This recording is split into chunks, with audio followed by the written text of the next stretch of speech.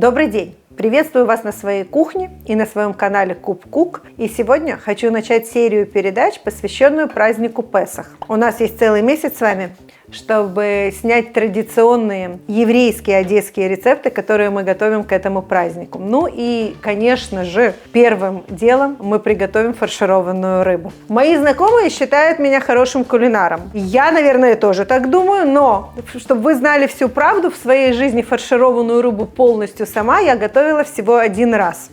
Почему? Потому что в это время в Одессе не было моей мамы. А так обычно или мы готовим вместе, или мама готовит сама. Это ее прерогатива. Вкуснее фаршированной рыбы я в своей жизни не ела. И более того скажу вам, я даже, наверное, побаиваюсь ее кушать в других местах. Кушаю всегда рыбу только своей мамы. Поэтому, конечно же, сегодня я рыбу готовлю не одна, а вместе со своей мамой. Итак, представляю вам свою маму Аллу. И начинаем делать фаршированную рыбу. Что мы делаем, мама? Я думаю, что мы сначала разделываем рыбу, снимаем ее с кости. Да, и мы ее будем делать целиком, поэтому с карпа мы будем снимать кожу полностью и будем добавлять часть судака в фарш. Сразу скажу, что здесь, вот смотрите, у нас две такие красивые рыбы. И вместе здесь 4 килограмма. Вот так вот 4 килограмма было до чистки, правильно? Да, до То чистки. есть, когда здесь была и шелуха, и кишки, это было 4 килограмма. А мы сделаем сегодня пропорцию на 3 килограмма. То есть мы короб поставим целиком, а судака отрежем кусочек. Вот это судак. И добавим, да. Знакомьтесь. А это короб. Начнем с самого сложного, снимем шкуру с карпа.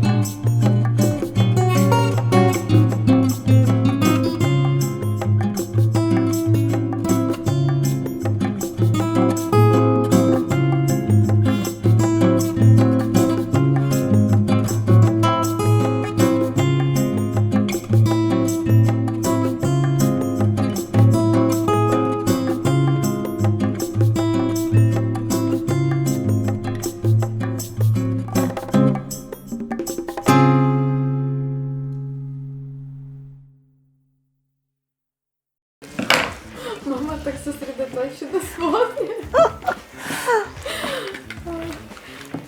Могу вам рассказать небольшую пока историю, что в 22 году мы отмечали праздник не в Украине. И задача была нафаршировать рыбу. Так нужно вам сказать, что моя мама справляется с фаршировкой из любого вида рыбы. Мы были в Черногории, там есть реки, но судака не было. Конечно же, да, по-моему, был только карп.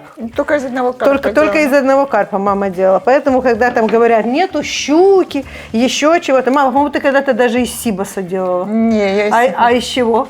какой-то белой рыбы другой, я не помню. Ну, иногда толстолоб добавляют, и окунь можно добавить, он мясистый. Окуп это вместо карпа, а вместо судака что ты добавляла? Вместо судака окунь. Окунь, да? Ну, карп обычно везде есть. Но в Черногории была проблема с ним. Еще судака будем снимать. Да? Нет, судака мы там получше. Мы кусками нарежем и просто мякоть снимем, я имею в виду. Мы сняли шкуру. Теперь мы всю рыбу помоем, нарежем на куски и будем снимать мясо с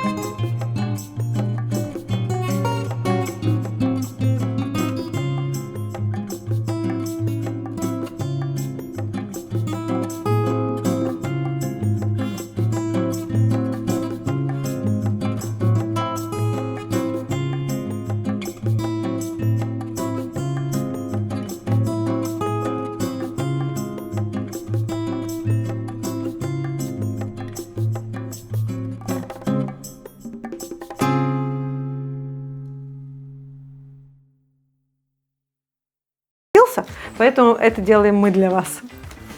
Так, я еще забыла сказать, в карпе в голове есть такая косточка, вот она, такая вот желтенькая. Ее нужно обязательно вынуть. Если ее не вынуть, она дает горечь. Рыба может быть горькой. Вот, я ее вытаскиваю. Но сложно. Это что такое? Давай я ее подрежу. Помочь тебе? Она обычно легко поднимается. Ничего не хочу сказать, он просто какой-то жесткий, этот карп. Ну, я серьезно. 100%. Но он свежий. Но он возрастной. Он старый просто. Да. Он старый, это правда. Ну, то, что было.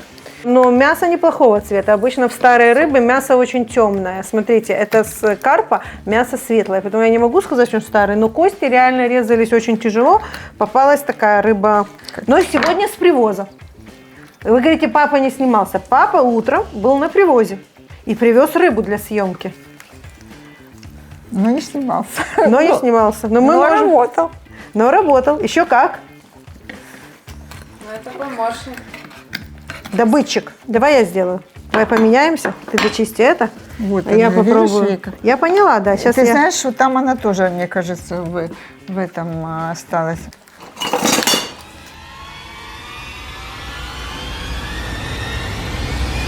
Вы когда-нибудь такое видели? Осторожно. Поэтому я молотки потом очень часто меняю, потому что они портятся и ручки отваливаются. Потому что я вот так вот поступаю. Это когда мужчину на съемку не позвали, приходится делать вот так. Вот кость, о которой говорила мама, вот такая она желтая, я ее вырезала. А кто-то сказал, почему я так стучу по посуде? Я разве стучу по посуде? Вообще я громко готовлю, я вообще не тихая, в принципе. Мы кости обязательно от рыбы не выбрасываем. И не выбрасываем, но это я дальше расскажу, мы будем использовать лук тушеный и шелуху от лука. Называется безотходное производство. Кости и шелуха идут в бульон, в котором варится рыба. Мы делаем по рецепту, который делала моя мама. Есть много рецептов фаршированной рыбы. То есть это рецепт, который... Да, делала Да, моя мама. это делала бабушка, да.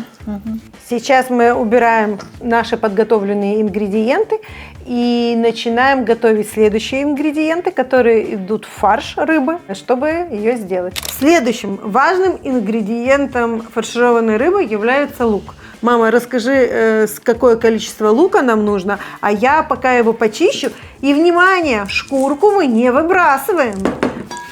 Мы лук помыли и используем эту шкурку.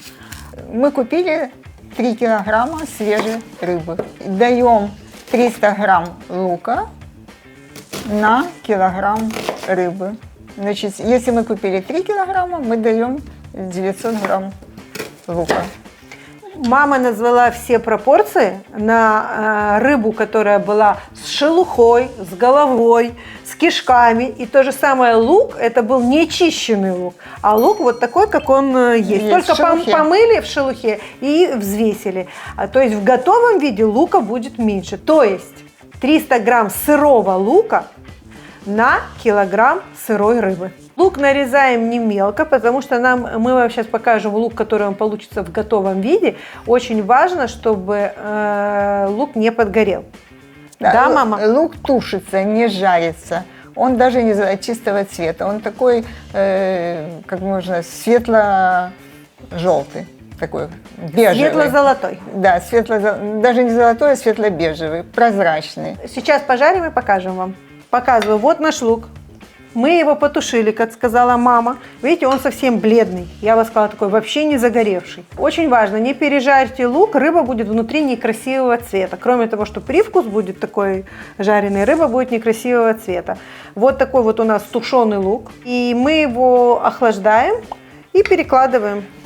Обязательно нужно давать в рыбу охлажденный лук. Если дашь теплый или горячий, рыба распадется.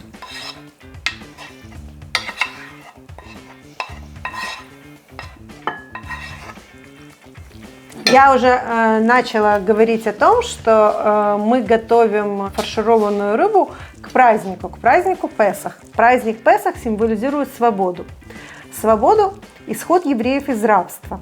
Евреи ушли из Египта, так как их фараон отпустил после определенных событий, то у них было очень мало времени, чтобы собраться в дорогу. И поэтому тесто не успело взойти. И с собой взяли не хлеб, а взяли пресные лепешки. Сейчас эти пресные лепешки называются маца. И в память об этом празднике всю пасхальную неделю положено не кушать квасное тесто. Соответственно, в дань традиции мы готовим фаршированную рыбу, и не только фаршированную рыбу, а все, что мы готовим, не используя квасное. Мы не можем использовать, добавить булочку в фаршированную рыбу или добавить манку. Вы наверняка слышали, что есть такие варианты. Мы добавляем мацу. А какая пропорция мацы, расскажет мама. На 3 килограмма рыбы мы даем 2 листика измельченной мацы. Для того, чтобы измельчить, мы сделаем вот так, поступим. Я опускаю в блендер. Мама делает то же самое с помощью мясорубки. Только на мясорубку ставит мелкая ситочка, через которую проходит. Для самой рыбы нужно крупное сито, а для того, чтобы приготовить муку из мацы, нужно мелкое сито. Я вот так делаю в таком блендере. Здесь у нас 2 листика.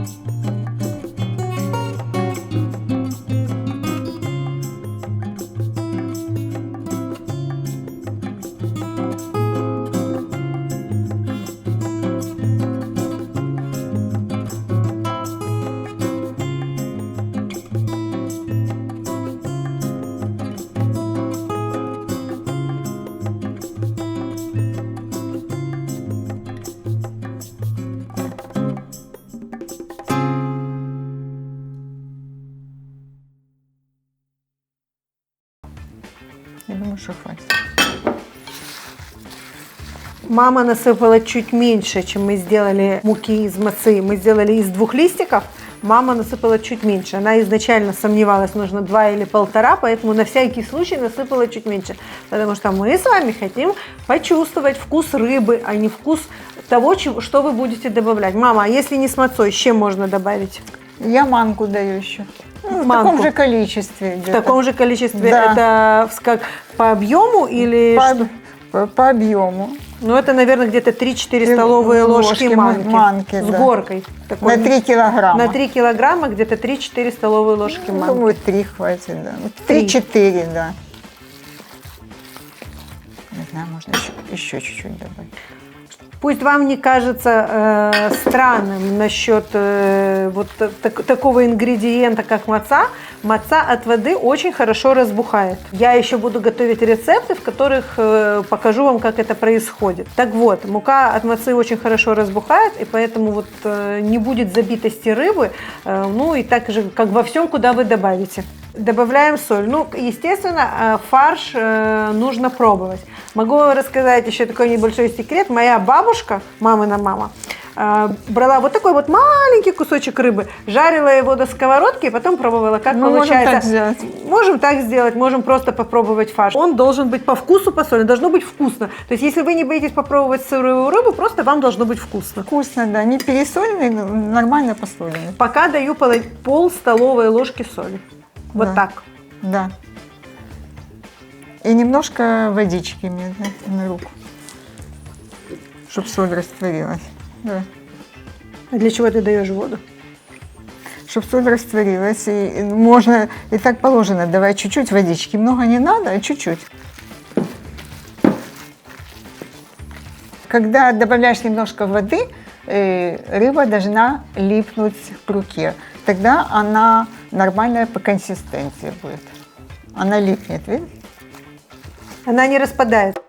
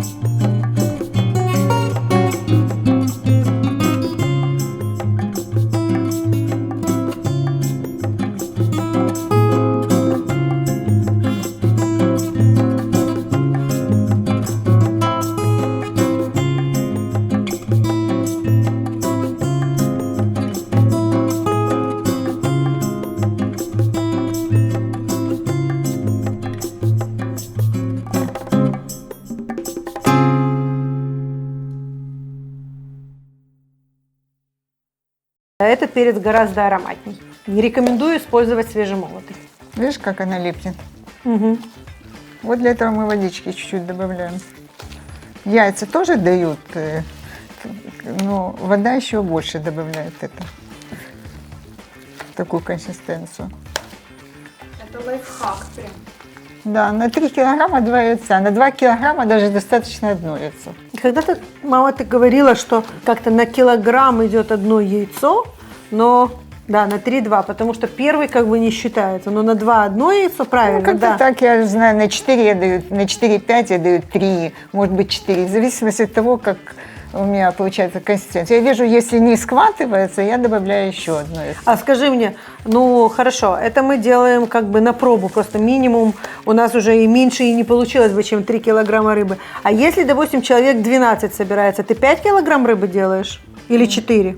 Но не 3, наверное, больше ты делаешь. Да, 4. Ну, я вообще больше всего, что делала, это 4 килограмма рыбы. То есть 4 достаточно на любое количество, да, на которое... компанию вот такую из 20 человек. Из 20? Да. Ну ладно. Это раньше просто очень хорошо ели. Сейчас уже, А сейчас же много блюд готовят. потом. сейчас уже не 20 человек не собираются одновременно, это редко. Ну, может, 20. У нашего друга на новоселье, да. Я не помню, сколько там было человек. Ну да, я 4 килограмма тогда делала. Человек 20 было. Да, где-то из килограмма Ну, получается 4-5 кусков. Если 4 килограмма рыбы, получается 20 Это если вы кусочков. делаете кусочками. Кусочками, да. Ну, у мамы такие кусочки конкретные. Одним можно хорошо накушаться, больше ничего не надо. Скажу честно, у меня она сегодня получилась не очень красивая. Уже объяснила почему, потому что я это, скажем так, не часто делаю, а мама вообще любит больше делать рыбу такими большими котлетами. Она вам потом покажет, как. Но хотели сделать красиво. Мне кажется, что почему котлетами? Каждую котлету еще нужно обжарить. И получается, что это немножко более трудоемко, но тем не менее. Так Ну, нафаршировываем. не все обжаривают, но я обжариваю. Да, мама обжарит. Некоторые потом подсушивают в духовке. Мы знаем такой рецепт. Есть миллион вариантов. Опять же, я уже говорила в канале, что я готовлю для вас только такие рецепты, которые мы готовим дома. Я знаю много вариантов. Мы можем спорить о том, хороши они или даже не спорить. Я уверена, что они тоже хороши. Есть всякие разные варианты, но это те варианты, которые мы готовим дома много лет. Честно, я готовить другие не хочу. Ну не то, что не хочу, я не готовлю другие.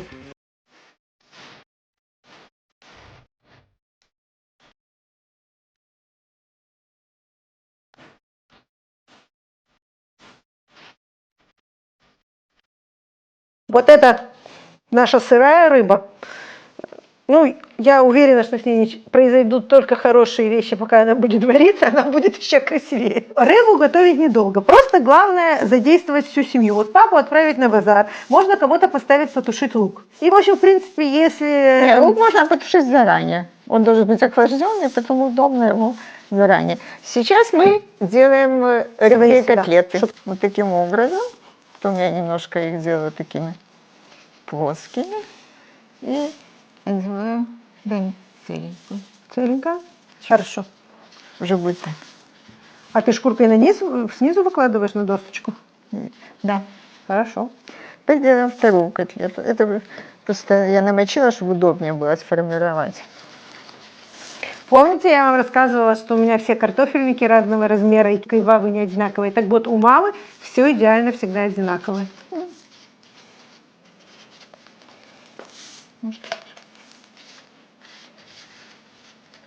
Стараюсь сделать одинаково. Одинаково было у моей мамы. Она очень красиво делала рыбу. Ты тоже красиво делаешь. По-моему, одинаково.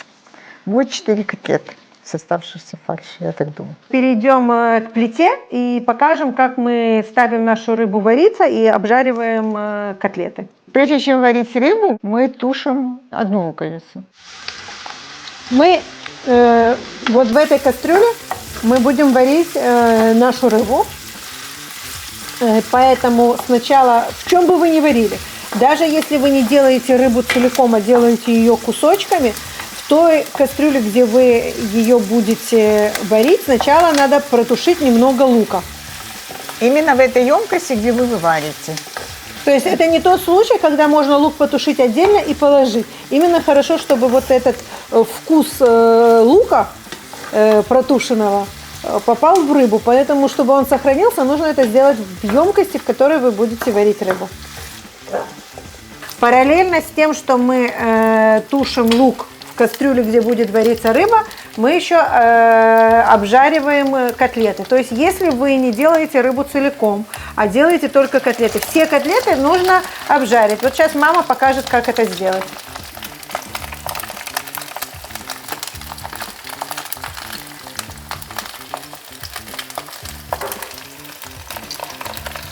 Чтобы рыба не прилипла, надо было намочить досточку. Ну, немножко.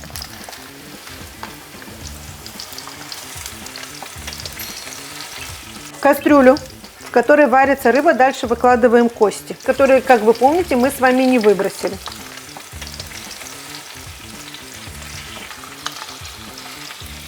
Теперь будем выкладывать саму рыбу.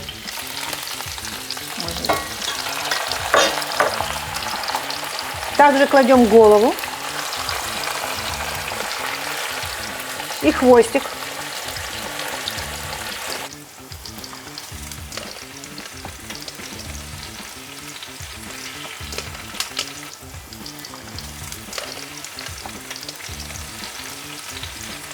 Сейчас рыбу будем заливать холодной водой. Как рассказала мама, рыбу, которая готовится целиком, нужно заливать обязательно холодной водой, иначе она может треснуть. Если вы готовите котлеты, можно попробовать залить горячей водой. Наливаем воду в кастрюлю, где варится рыба.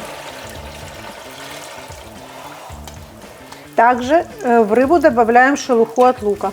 Это для цвета. Конечно, если рыбу готовить каждый день, то мы будем помнить, что шелуху лучше положить на дно. Но так как мы это делаем по праздникам, я немножко забыла. Но ничего страшного, мы добавили в рыбу шелуху.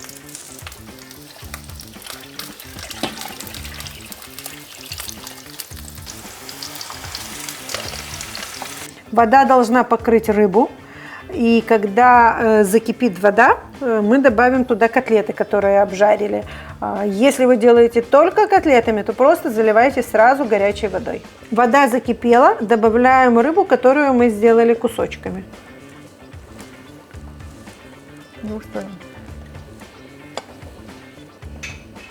Варить мы будем 2 часа, но предварительно мы сейчас даем соли. И в процессе варки будем пробовать. Если не хватает, мы будем добавлять до нужного вкуса. Потому что рыба варится 2 часа, вода укипает. Но обязательно вначале нужно посолить. Вот так, да, и в разных местах. А потом все хватит, не перестали, Вика. Нет, все будет нормально. Мне так интересно, что рыбу показать, как она. Все, ладно.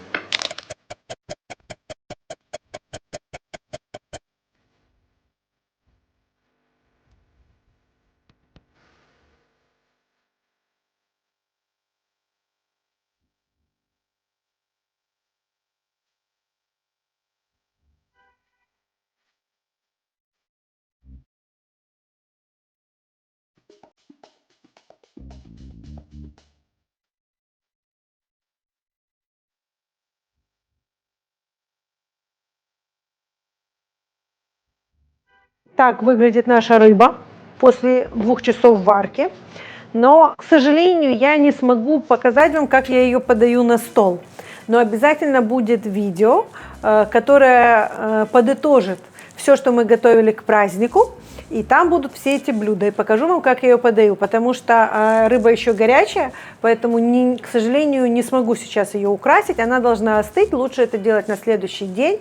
Можно ее залить немножко как желе. Желе можно сделать из того бульона, в котором варилась рыба. Я думаю, что если у вас было достаточное количество костей, то бульон просто сам застынет, когда вы сделаете. Можно просто нарезать на кусочки рыбы, можно делать по-разному. Если рыба вот такими котлетами, то, конечно, ничего делать не надо. Хочу вам просто показать, какая рыба в разрезе. Она сейчас теплая, опять же, рыба лучше всего должна, когда вы ее достаете, остыть, потом ее надо спрятать в холодильник, и только на следующий день мы ее едим. Не рекомендую подавать рыбу в день, когда вы ее сделали. Можете ее украсить на свой вкус, можно положить какую-то зелень, можно нарезать лимон, как угодно. Рыба, которая целиком, рекомендую уже сразу ее надрезать перед подачей на стол, чтобы кусочки были готовые. И подать с удобной лопаткой, чтобы можно было доставать кусочки. Давайте просто покажу вам, какая рыба в разрезе. Красивая. Смотрите, какая она беленькая, сочная. Всем прекрасного настроения, приятного аппетита. Подписывайтесь на мой канал Куб Кук в Инстаграм, подписывайтесь на мой канал в Ютубе, ставьте лайки, ставьте себе напоминания, колокольчики, чтобы вам приходили сообщения, когда выходит новое видео. И я учту все ваши рекомендации, я готовлю те рецепты, которые вы попросили меня приготовить. Они обязательно выйдут следом за серией рецептов, которые мы готовим к празднику Песах. Поэтому пишите, что бы вы хотели, чтобы я приготовила. Хай, смакую!